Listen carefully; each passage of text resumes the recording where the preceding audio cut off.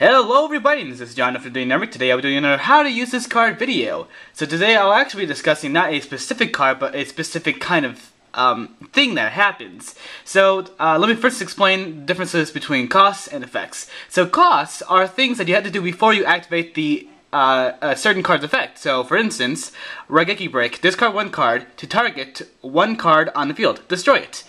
A really good way of figuring out if it's a cost or an effect is to see the 2 right here. You see this 2?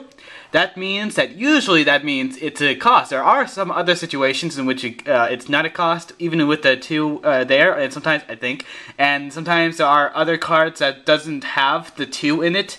Sometimes you have a card effect that says discard a card, and then it has a period, and then the effect happens afterwards. That would be another example of how you can find out the cost.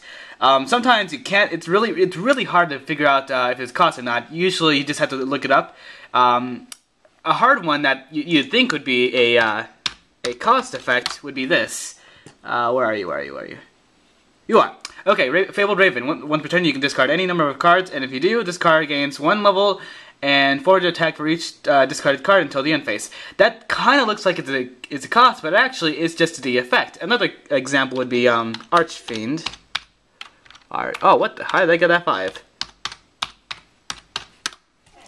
Okay, I'm sorry, I'm typing with one hand. Where are you? Okay, Trans Archfiend. Once per turn you can discard one fiend type monster, and this card gains 500 attack until the end phase. So it's difficult to know if it's a cost effect or not, because Trans Archfiend and Fabled Raven are 2 examples in which are used. If they discard a card, it's just an effect. It's not really a cost to activate it. So now let me explain what the cost actually is. A cost is when you do something first in order to activate a certain card's effect. Now an effect is just what the card actually does for you, obviously. So that's the difference between the cost and effect.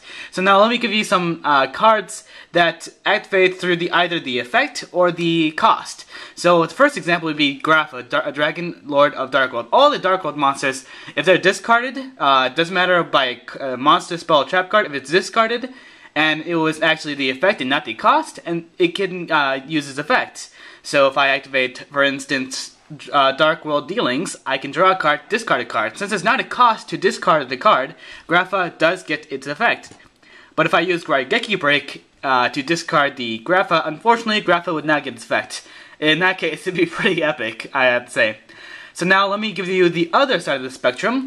If it's there's an archetype called Atlanteans, which is, just came out not long ago, and it's really popular now.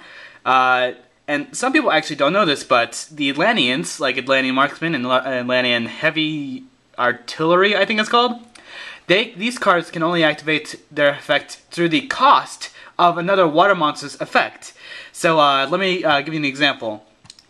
Okay, so let's first off start with number 17, Leviathan. If I use Marksman as a material and put it to the graveyard, it gets its effect because the cost is to detach one XYZ material from this card, and then it gains 500 attack. So even if it's sent to the graveyard through an XYZ material detaching, it still gets its effect as long as it's a water monster. I believe Acid Golem is also a water monster, but I don't think it gets the effect, Marksman effect, even if it, when it's sent to the graveyard during a standby phase in order to keep it on the field. I don't believe it gets the effect. I'm not completely sure. Then we have Bryonic Dragon of the Ice Bear. Unfortunately, it's banned, but I'm actually kind of glad about it being banned because Atlanteans can actually use this card pretty well. So you can discard any number of cards to the graveyard to activate to target to the same number of cards in the field, to return those targets to your hand. So since it is the cost, you can discard the Atlantean Marksman, and then you get to first of all destroy a set card, and you also get to put a card to your hand. And now the last example would be Genex Undine. You can send any water monster from your deck to the graveyard, and then you can put Genex Controller to your hand. So you summon Genex Undine, you put Marksman from your deck to the graveyard, then you get to put Genex Controller to your hand, and then you can destroy with Marksman's effect one set card on your opponent's field. It's your opponent, right? Yeah. Okay, now our last example, our last archetype that activates through either a cost or effect would be the Fabled monsters. The Fableds are basically the middle between the spectrum of cost and the spectrum of effects. Fables can either be discarded through the effect or the cost. It doesn't matter which one it is, as long as it's discarded by any means. From the hand, of course. It has to be from the hand, and I believe like when this card is discarded to the graveyard, it also has to be in the graveyard to resolve its effect. It can't be banished in order to special summon. I don't believe it can. Okay, so if I for Fabled, if I activate Dark World Dealings and discard the Cerebral for this example, you get its effect even if it is from the effect, and same thing happens if I use Raigeki Brick. Even if it's a cost, it still goes to the graveyard. So anyway, that's basically I wanted to show you guys the differences between cost and effect, and I can't think of any other archetype that actually resolves in their effect during the cost or the effect sending into the graveyard in a certain way. Like Dark Worlds can only be discarded, same thing with Fabled, but Atlanteans, they can be sent anyway to the graveyard. As long as it's sent to the graveyard and resolves in the graveyard, they can activate their effect and sent by the graveyard to the from the activation of a cost of a water monster.